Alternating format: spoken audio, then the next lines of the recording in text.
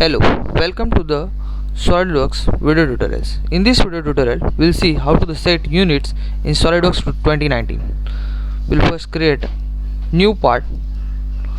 So there are two options to set units in Solidworks. The first option at right bottom corner of your window, we can see millimeter gram second option. Just click on that.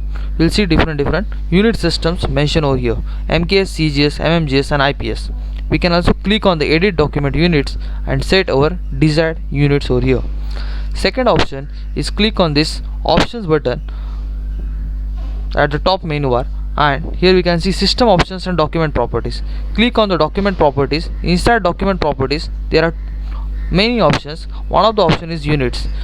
We can also specify our unit system from this document properties units option.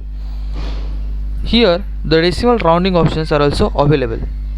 That's all for this video tutorial. In next video tutorials we'll see how to use different sketch commands and how to use efficiently in order to generate the fully defined sketch, and we will also understand the difference between underdefined and fully defined sketch.